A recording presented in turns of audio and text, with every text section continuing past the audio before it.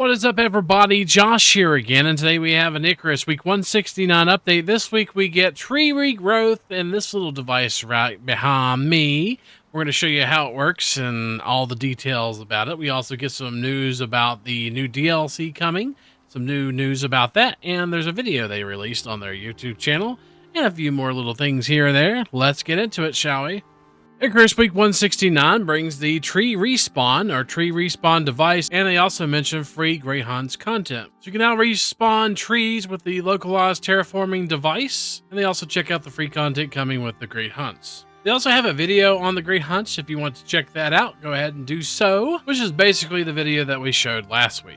We're going to go over briefly the notable improvements this week. They fixed the issue where non-boss versions of the Black Wolf that spawned as part of the Enzyme geyser were not counting towards geyser progress. And you should now see the Sandworm's health bar for clients, fixed some durability on railings, updated the German Shepherd for higher quality, re-imported the titanium crossbow mesh for correct vortex normal settings, and updated wood and interior wood, reinforced wood, clay brick, and concrete railings to have more accurate collision so projectiles can be shot through them. And the biggest thing about this week is we get the terraforming device, which allows tree growth in Icarus. You can either place condensed or synthetic enzymes to charge it, and when interacted, the device will burst a terraforming enzyme into the air that triggers tree growth in the surrounding area. You, of course, get condensed enzymes through the vapor condensers on top of geysers, so you now have an actual reason to get some condensed enzymes other than just the trophies or the statues. And you can also make synthetic enzymes in the chemistry bench, which we'll show you how to do. And basically down here below, they say tree growth basically wasn't in their original setup for the game, where they've moved over a little bit more to open worlds than the session-based missions that they used to do. So basically, they didn't have a reason to have tree growth. Now they do with open worlds, and they now have the tree growth system in place. And then it took them a little while to do so because of the way the game was made. And they say it should help optimize some performance. So let's go ahead and check out the device, shall we? So in the Tier 4 tech tree, you're going to notice a few different things.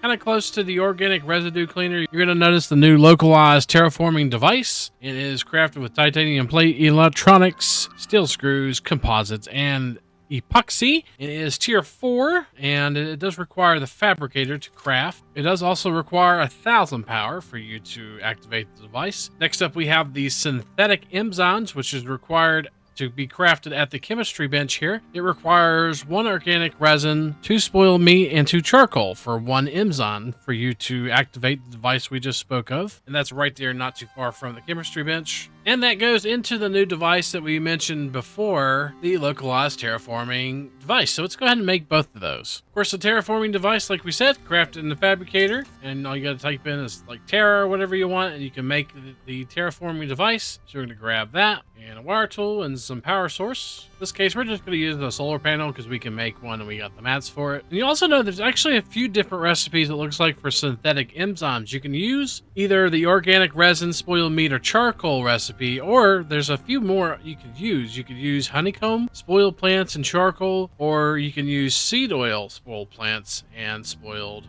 meat as well for synthetic enzymes. And these actually give 5 enzymes per craft. These give 2, and this one gives 1. But we got plenty of these mats, so we're going to go ahead and make like 20 of them. I don't know exactly what we need, but we'll see. And we have a giant area here in front of our base that we have on our Olympus map, and we're going to go ahead and use that device and respawn all the trees that used to be here and see if we can't get some trees back from this device. So we're just going to place the device down here, and we're going to go ahead and power it up so the device can go ahead and be used. So once you place the device down, you're going to see a little icon on the map here. It's going to look like a little tree or a little seedling icon right here. And it's going to show you all the area which you're going to respawn all the trees. So any trees that are in this little circle right here on the map, you're going to notice that they're going to respawn in that area. And then all you got to do is just kill either a bunch of animals and do the enzyme geyser like so. And you'll have like a lot of the enemies you're going to kill just to get you some of the vapor condensers or the condensed enzymes.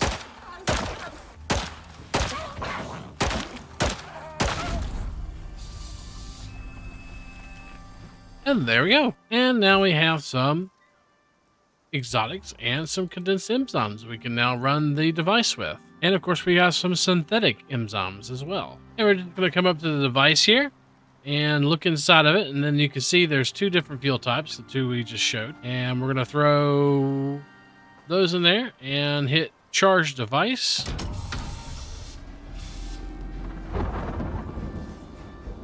And it's going to do its thing. Once charged, it will trigger a storm and restore trees in the surrounding area. So you're going to need a ton of these Enzymes to go ahead and charge this up. And it looks like it's going to take a very long time for it to do this. Now, while it's doing a thing and we're seeing how long it takes and how many Enzymes you need to actually respawn the trees, we're going to go over here and put a little bit of a base down just to do some science, some testing here. We're going to see if we can't stop them from spawning. So we kind of got a large square area. We're going to see if the trees respawn around them or if they spawn through them or what's going to happen. And it looks like we're going to need some more of these Enzymes. So we're going to throw about 40 in there total. So we've already used 10. And we have a little bit more left there. And it's a little decent amount of time. Looks like we already been about 6 minutes. And it's going to take a long time for this thing to respawn. Looks like I'll have to put another stack in there. I don't know how many Enzymes this thing's going to take. And maybe even 30 minutes. And after some time, we have it at 99%. It was about 30 minutes it took for it to do that. Let's see what happens after it goes 100%.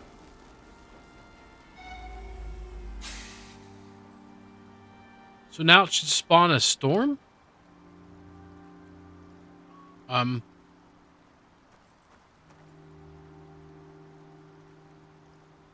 you could just hit the device here. Very nice. So it's charged up and looks like it's ready to go. It's got some kind of like stuff floating up in the air. And all we're going to do is hit trigger device. Oh. You get all foggy so you can't see the trees respawn. But then the trees respawn.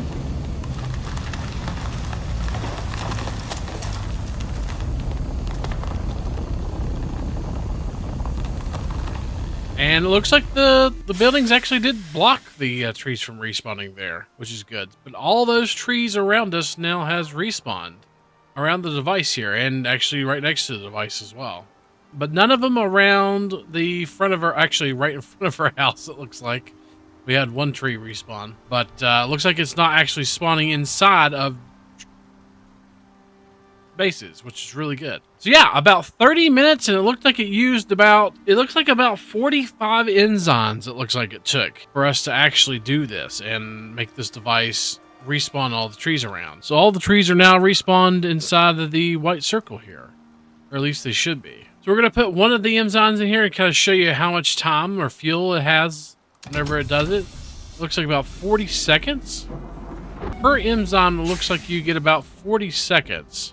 And we're going to go ahead and check out and see what a condensed enzyme gives you as far as time. We're going to hold it and hit that.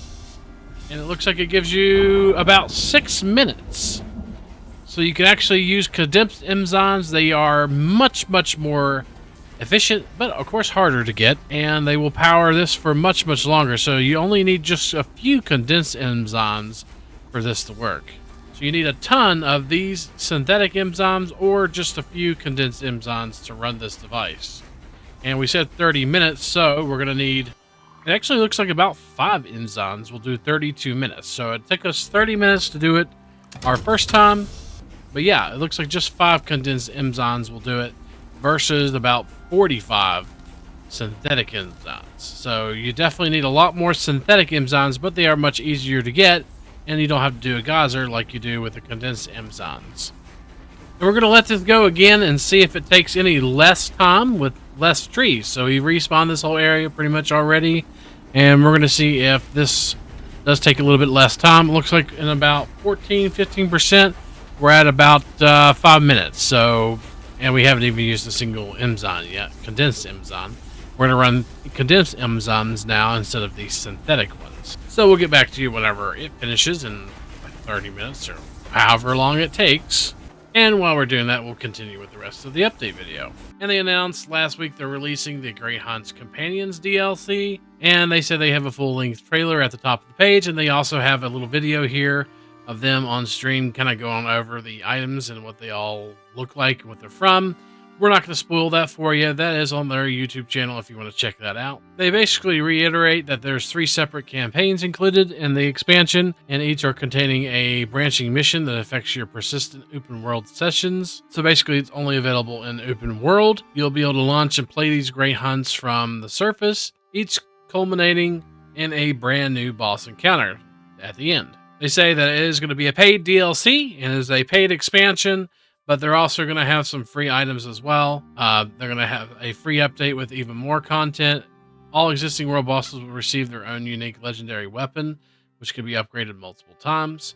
This means if you don't have certain DLCs, you won't be able to do all the missions. Like, for example, if you don't have Prometheus, you won't be able to do any of the Prometheus bosses. And there also is some, I think there's some Styx-only bosses as well, or missions that you have to go through. So you have to have the DLCs to do the great hunts. And then you also don't have to. So there are going to be some free updates as well. But most of it's behind a DLC paid wall. And they explain that a little bit more in their video that they say right there. If you want to check it out, check it out. We may check out the free stuff when it comes out, but I don't know if we'll be paying for the DLC. I've done paid for every DLC for Icarus, and I don't get this one free with my supporters edition that I bought long time ago, but we'll see. I mean, if comment down below if you want to see the whole entire DLC, we'll buy it for you guys. Maybe we'll see. Just let me know in the comments down below if you'd be interested. Otherwise, we'll probably just go over the free content and just kind of explain it when it comes out. And they say that next week we're going to get more Olympus missions. Next week they'll be converting more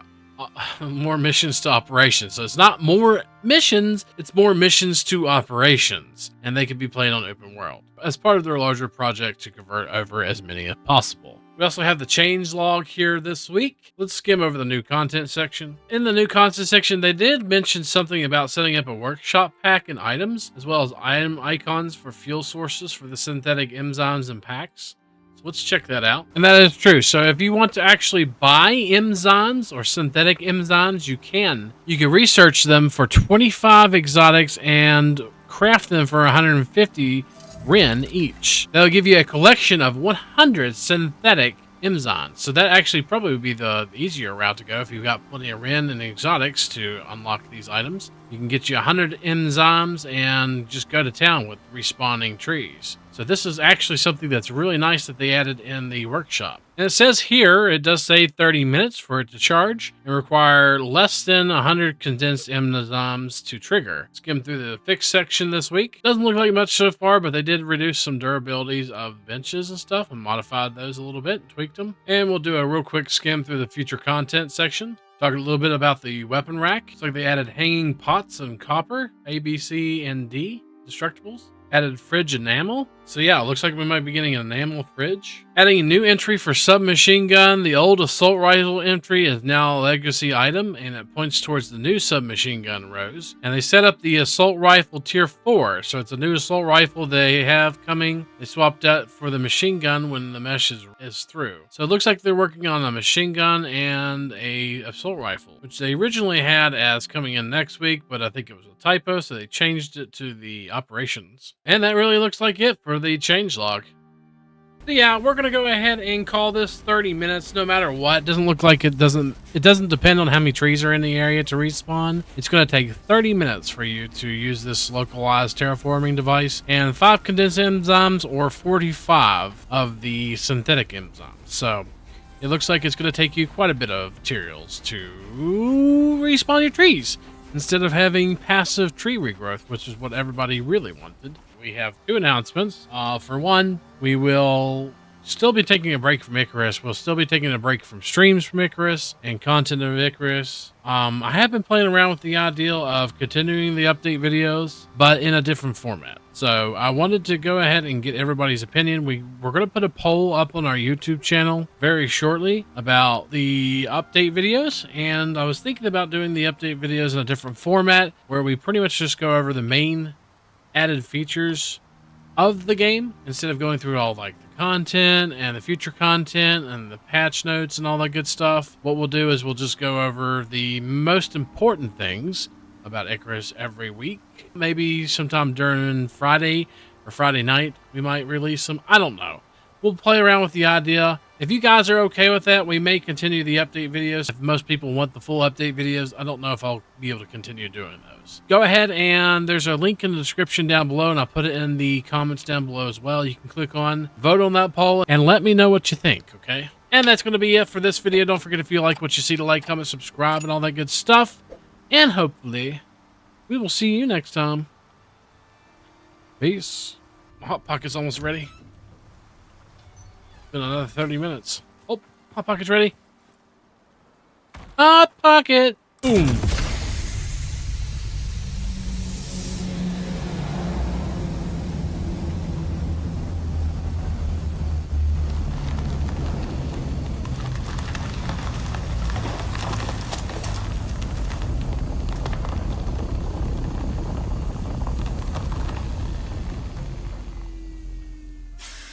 And nothing.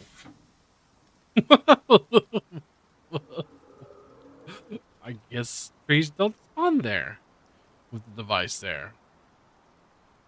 Okay. Good to know.